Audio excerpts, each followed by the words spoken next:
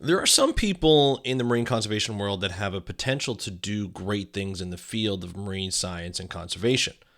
They're intelligent, motivated, passionate, and talented in more than just science policy advocacy work type stuff. They can communicate in creative ways. Every once in a while, I get the chance to meet these individuals to speak to them about how they can use their talent and creativity to do some great things. However, imposter syndrome sets in. It can stop you in your tracks of putting yourself out there and stopping you from getting your message out. I want people to get past their imposter syndrome as I did. So I'm going to tell you what helped me in this episode of How to Protect the Ocean. Let's start the show. Hey everybody, welcome back to another exciting episode of How to Protect the Ocean. I am your host, Andrew Lewin, and this is the podcast where you find out what's going on in the ocean, how you can speak up for the ocean, and what you can do to live for a better ocean by taking action. And as you can hear in my voice, I was yelling a lot on the weekend at our hockey tournaments that both my kids had and that I coach. I'm a head coach for my younger daughter and I'm an assistant coach for my older daughter. They were both in the same tournament. We had a great time. Both of the teams made it to the semis. Unfortunately, we didn't make it past the semis, but we had a fantastic time. Learned a lot, got closer. The girls got closer. They played really, really well. And I'm super proud of them. But this is a consequence of when you coach and you try and motivate. I'm not yelling in a bad way, I promise you. Motivating, and I really enjoy coaching. Because one of the things when you coach is, especially, I don't know if it's just girls hockey, because I've only really coached girls hockey, but I've coached boys football as well this past fall. And one thing that so I guess it's not a gender thing, but one thing that I've noticed is that when you're coaching, there's two sort of sides of coaching. There's the coaching for the skills and building the skills and the experience and how to play the game of whatever you're coaching. It doesn't matter if it's hockey or football or soccer or European football, whatever you'd like to call it, cricket, whatever that might be. You still have to teach the skills and everything. But no matter what the sport or what you're coaching for, whether it be coaching for podcasting or science communication or hockey or football or soccer, that kind of thing, tennis, there's always the motivation part. There's always coaching to get people, the athlete, past what's blocking them. There's a mindset aspect to coaching. It's a motivational aspect, but that motivation is sort of rooted in the athlete or person you're coaching getting over their fear of something. And I think that's really important when you think of it. As an example, I have players all the time who in hockey, it's an aggressive sport. It's a sport where you're taking something away from the other team. You're taking the puck away from the other team. And that requires sometimes going along the boards, and that requires going in the corners. That requires, taking the puck away in front of the net. And there's some contact involved. It's hockey. It can be a violent sport at times. There's no hitting allowed. There's no body contact allowed. But let's be honest, when you're playing and you're moving fast, there's going to be some type of contact, whether it's incidental or on purpose. And I've had this over the years, a number of times where an athlete comes up to me, like a hockey player comes up to me, and I'll be like, "Hey, I noticed that you're not going into the corners." I ask them, is there something up? Like, do you need to ask me something, or do you need to tell me something? Is there something that I can help you with? And sometimes if you don't have the athlete's trust, or you haven't made that connection with that athlete, they won't tell you. Right? They'll be like, "No, everything's fine. I don't know what you're talking about." I'm like, "Okay, cool." And you leave it alone. And you maybe ask again if it continues. Sometimes just that athlete's just not having a good time, or not having not on their game that day. But a lot of times, and this happened this year, where, the athlete tells me their fear. And that means a lot to me, because they're opening up. They're saying, they're being vulnerable to their coach, and they're saying, "Hey, you know what? I'm actually a little worried about getting knocked down and hurting myself." Totally valid. Totally valid. And so just by that person telling me that, telling me that they have a fear of going into the corners, or telling me they have a fear of getting, into the contact and hurting themselves, allows me as a coach to help them get over it, right? To help them in practice, to maybe ease them into a little bit of contact so that they get comfortable, to practice that, right? Because we know that, when you do practice and you get used to something, it prepares them for when it actually happens in real time, in speed. And this doesn't happen just like, don't get me wrong. Don't get me wrong. Like, I'm not sitting there in practice and hitting this hockey player. No. It's just we ease up into contact and we get her, to go into the corners a little bit more and fight for the puck in a practice setting, right? In a setting where if she says stop or if she breaks out, there's no consequence, right? In terms of losing the puck or anything like that. And the person gets used to it, which is great. It helps. It's already helping. I can already see it. But even just the person telling me, about this fear, you can see it's alleviated a lot of things, right? Where she's going in the corner a little bit more. She's practicing a little bit more, a little bit harder, with a little bit more intensity, playing with a little bit more intensity. It doesn't always happen, but it happens more and more now that she's told me. And I'm telling you this story not because this is a podcast about motivation or about hockey, but it's a podcast where we want to help you not only learn about the ocean, I want to help you speak up for the ocean. I say it in my tagline all the time. And a lot of the times there's this fear that hits all of us as scientists and marine conservationists, where we're afraid that we don't have the ability or the right to speak up for the ocean. Right? I kind of giggle about that because as I say that, it's ridiculous. Right? It feels ridiculous. Because everybody has the right to speak up for the ocean. Everybody has the right to get people to try and protect the ocean in some sort of way. There are certain ways to do it that work better than others, less aggressive than others, right? More helpful than others. But we all have the right. And a lot of times you'll hear it. And it's not just for marine science and conservation. This term that I'm about to tell you is used in everything. Anytime someone is doing something out of the ordinary or doing something where attention is being brought to them based on what they're about to say, people get scared. People have fear of being an imposter, right? It's the imposter syndrome. That's the term. I hear it in science all the time, not only from like early career scientists. I hear it from people who are like executive directors of institutes. Right? Imposter syndrome can hit you. It can hit anybody at any time. There are times like I speak on a microphone in my office by myself. There are times where I will and I speak to a lot of people, not face to face, but to a lot of people. And there are times where I've done lectures or presentations, I should say, about something that I feel is wrong with a specific system, or I'm presenting at a conference in front of, sometimes it's 30 people, 20 people. One time it was like 200 people. And I remember every time I go up, I'm like, oh man, why am I talking about this? Am I really doing something that's beneficial? And you're taking a risk. You're taking a chance of being criticized, especially in science. People not agreeing with you. People making fun of you. You're worried about that. And so I get when people say, hey, I have imposter syndrome. How do I get over it? It's impeding me from doing something that I want to do and I think is important. Perfect. Gotcha. No problem. Well, it's not as easy to get over as you would expect. It can be difficult. And so, I had a chance today to speak to someone who reached out and said, hey, I tend to talk to people every once in a while about their careers and even about science communication. I teach a course. I taught a course at Duke about science communication this past year or in 2022, and it was wonderful. I got to speak to a lot of people who still had imposter syndrome, but were trying to get out in the digital world or in the science communication world and tell stories and learn how to tell stories.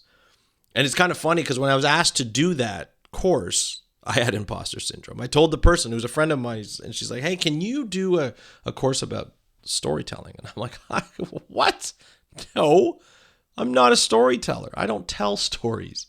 I'm not a good storyteller. I may tell stories, but I'm not a good storyteller. And that's how I felt. I just I've been doing podcasting for almost 8 years, and I'm just like, no, I'm not that good of a storyteller. But people listen to me, right? And so like she had to talk to me. She's like, Andrew, I think you're a good storyteller. That's why I want you to do this course. I'm like, okay.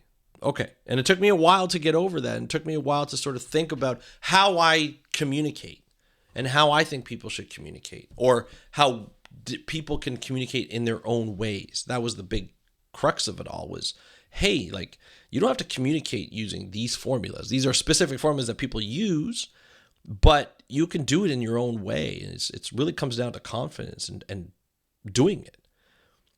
And that's important. That's an important part.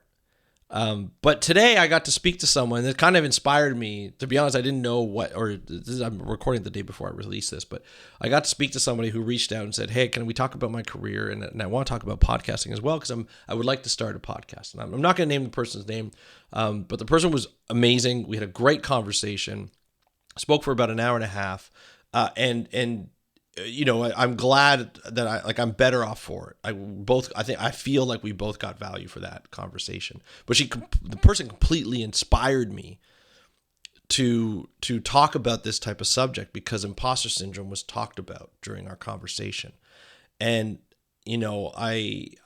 I felt it. I told the story to the person. I was like, I'll tell you the story because I think it's important. A lot of people, even at my job that I work, that's not in marine conservation, they think that I'm a confident person when I speak. And it may come out that way. I don't think I'm a good speaker. I think I'm okay. I definitely can improve, but I don't think I'm a good speaker. But people we like your tone. We like the energy that you have and things like this. I'm like, oh, that's great. That's good to know. So I kind of focus on that sometimes. But the way I speak, or the way I conduct myself with doing webinars and things like that for my company, people enjoy that. People enjoy that energy. Great. That's awesome. But I still don't have a lot of confidence in how I conduct myself. You're always your worst critic. But when I first started podcasting, I'd done some YouTube videos before this, and people who've listened to the podcast, I apologize. People who've listened to the podcast for a while, I apologize, because, you've probably heard this story before, but I did a bunch of YouTube videos before I got into podcasting, and it was a friend of mine, who talked to me about getting into doing some digital stuff, because I told him what I wanted to do and talked about the ocean stuff. And he was the one who told me, hey, here's a guy who does a video podcast and an audio podcast. You should check it out. And I didn't really know much about audio podcasts. I got into it. I watched his video podcast for years and years and years. Had to do with entrepreneurship and stuff, but I studied the way he did things. And he took such an easy approach. The content was fire. It was amazing. I really enjoyed it, and it was one of those things where I wanted to get to know the next episode. I wanted to listen to it as soon as it came out. I was hooked, and then I was like, "Oh, I don't want to just watch it. I'm taking the dogs for a walk, but I want to listen to it. So I'm going to start doing this podcasting thing." And I started listening to podcasts. This was early, 2011. And he was like, "You should put up YouTube videos." I'm like, "Oh, okay, cool, and just do it in a way that makes you feel good." So I started just talking about stories. I would do 2 or 3 stories an episode. But it was hard. It was hard to do it because I couldn't do the editing quickly. And so I started to get more into podcasting, and I started to podcast. And to make a long story short, when I started to podcast, I started recording interviews, and I recorded them in 2014, June 2014. I didn't publish my first episode until June 22nd, 2015. That's a year later, approximately. That's a year later. And the reason why was because of imposter syndrome. I was worried that what I would say wouldn't be right, even though they were interview shows. Interviewing with some of these great scientists and conservationists who had some great stories, the stories that I wanted them to tell to the audience that was going to listen to this podcast. But I didn't think it was what I said was good. I didn't think people would like it. And so I didn't really talk about it for a while. I didn't publish till a year later. That's the imposter syndrome that I had. And it's really it's very interesting to talk, and so like to talk to other people about it, because I'm like, I went through the same thing. And then I started publishing. I said, you know what, I'm just going to publish it. Some of the episodes I was really proud of. Some of the episodes I'm like, oh, I could have done better, but I got to publish it. I got to hit deadlines. I got to publish. And then over time, I just started to get used to it. My editing got faster. I've got it down to a system. I can do 3 episodes a week. I like the stuff I do. I can read something, like do a quick summary for the intro, and then boom, I'm off to the races, and I just start talking about stuff. And I feel like I've gotten a little better as I go along with each episode, right? And I'm a lot more comfortable behind the mic than I used to be, right? I'm sure I could do a lot of things better, but I just do it. I just get it done. And there's really 3 things that drive me. And it's the 3 things that I told this person I spoke to just this evening. But it's also what I'm going to tell you, and kind of I still follow this. I still follow it to this day. And the first thing is whatever you're doing, however you're doing science communication, it doesn't matter if it's a video podcast, an audio podcast, videos, vlogs, Instagram, TikToks, whatever that might be. Do it for you first. Do it because it makes you feel good to do it. I'm not saying that, you're not going to feel out of your comfort zone at the first couple of times, or 100 times, or 200 times, or 1,400 times. But do it for you. Do it because you want to do it. I started this podcast because it was the only thing that connected me to the stuff I want to do for the ocean. It was the only thing. I live in Ontario as a marine biologist. I didn't have a job doing marine biology things. So I started a podcast on marine biology and conservation because it kept me connected to my colleagues, my friends within the ocean conservation world. That felt good. And I still do it for me today. I enjoy being behind a microphone. I enjoy doing videos, which are starting to come out. I enjoy doing TikToks, which are starting to come out. I enjoy that. I thoroughly enjoy that. It is my pastime. It is my hobby. It is my passion.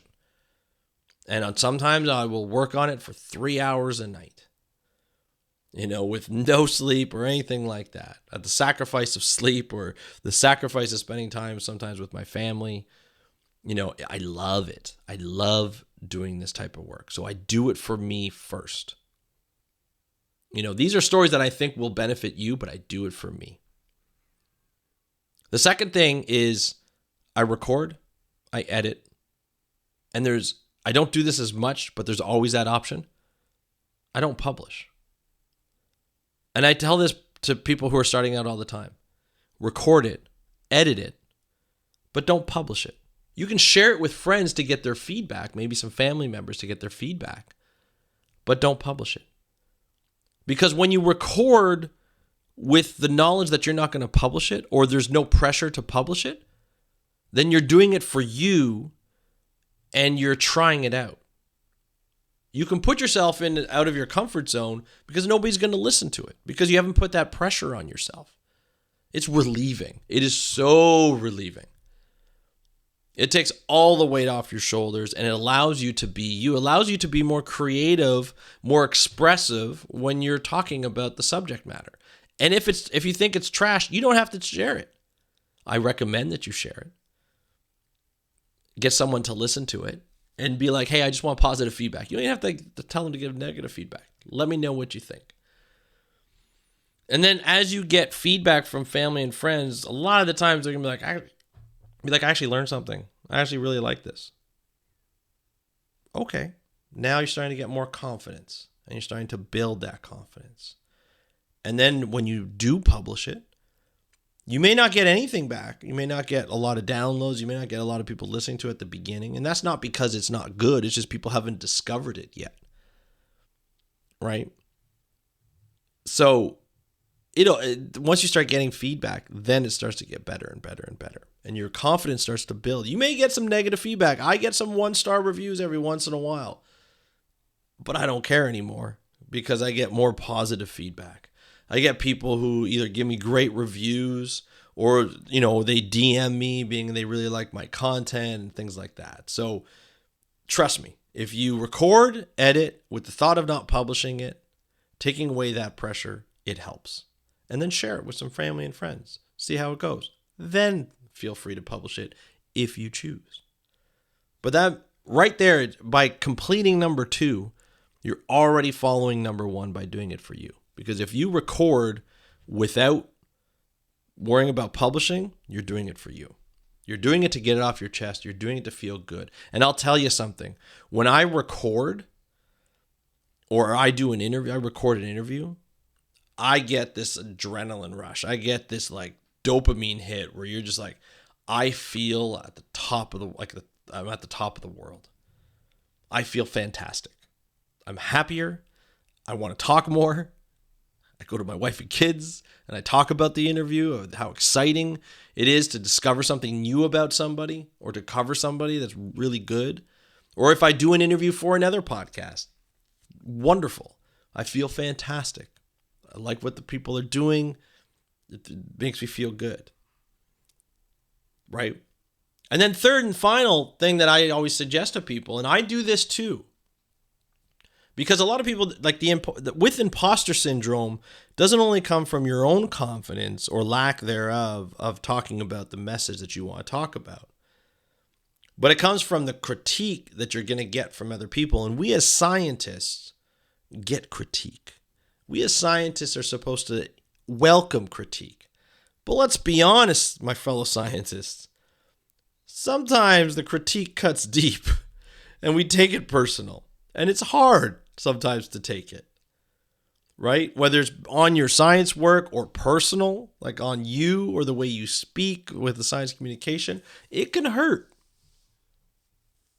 right? So that imposter syndrome, can hit in a number of different ways. But in this step, to help you get over this imposter syndrome, I always tell people to do it for the person that will benefit from your message.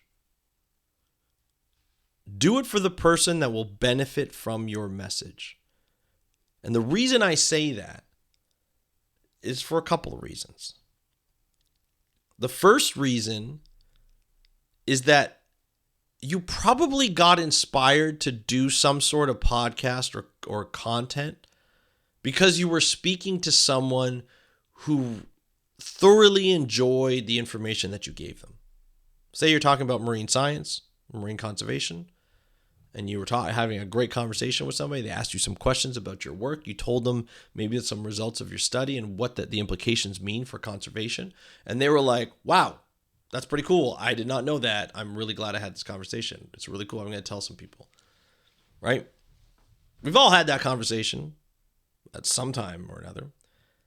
And that's who I think about when I talk about this. I think about now I'm at the point, because I've gotten feedback, that it's like not the original person I'm talking about that I talked to get inspired, but now I go off the people who gave me feedback. I'm at a different part of that evolution, right? When I feel tired, when I feel like, hey, this subject may be good or may not be good, I think about the people who have responded being on episodes that I didn't expect to make a huge impact. And they're just like, hey, this one hit well. Like, I appreciate you calling this out. The episode that I did a couple of weeks ago, or maybe it was last week, about the shark bite event, where the headline was gruesome. And I was mad that they were talking about the gruesome, and that hit a different story of why the person was out in the ocean in the first place. Somebody responded like, hey, that was really great. I really appreciate you calling that out, because not a lot of people do. Well, that made me feel good. I didn't expect a lot of, didn't get a great amount of downloads. And I didn't expect anybody to really sort of connect with that episode, but somebody did, and they told me that. So it kind of makes me feel good about that. But I do it for those people. I do it for the people who give me the feedback to say, hey, this actually did something for me. I think that's important. I think that's important when you start to speak to somebody who is going to value the message, whatever message that is, who's going to value the message that you're putting out there into the world, into the digital world, or into the real world at some point, right? That will provide you with a benefit. That will provide you with the confidence that you need, right? And also, speaking of confidence, is that person will get value. That you could change that person's life. That person will find that information important and take it to heart. I'm talking about how to protect the ocean here. It's not an easy thing. But if I break it down into making it a little easier by knowing a little bit more and offering tips on how you can do it, and somebody takes value in that, and somebody wants that information, they're looking for that information, then I know that if I'm speaking about this, I may not think that it's going to make headline news, which most of my stuff doesn't. None of my stuff does. But I know that that one person will value that piece of content. That makes me happy. That builds the confidence that somebody out there is looking for that information. Somebody out there has seen the same trends that I've seen in terms of the headline for the shark bite events and stuff. And they connected with that. They're like, hey, you're right. Like, I'm so glad you pointed that out, because every time I see it, my eyes roll in the back of my head. That's huge for me. That's a great motivator to continue to publish. That's a great motivator to continue to record. So doing these 3 things, do it for you. Record, edit, but don't publish, and maybe share it with some family and friends. And the final thing is, do it for the type of person that will benefit from your message. Those are the 3 things that become critical to getting over imposter syndrome. I hope that helps. I hope you don't let imposter syndrome control how you're going to do something different. Because let's be honest, doing something different is not easy, but it makes you stand out. It might not hit the way you think it hit, but it makes you stand out. It makes you do something that's not easy. People will recognize it, and people will value the message. There's somebody out there that will value that message, right? And it all depends on the way you communicate that message, what you're communicating, or what you're communicating. It all makes sense, right?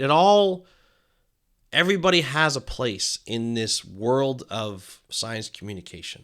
The more people that are doing it, the more people that get over their fears and imposter syndrome, the better this world is. The more people we can reach, the more people we can help, and that will help the planet.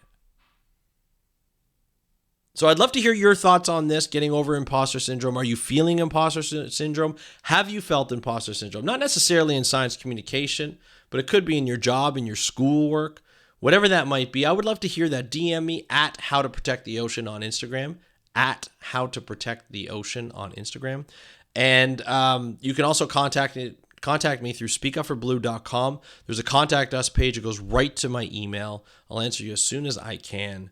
But thank you so much. This is the end of the episode. So thank you so much for listening to this episode of the How to Protect the Ocean podcast. I am so grateful for that you are listening and that you are sharing this episode if you think that somebody will benefit from it.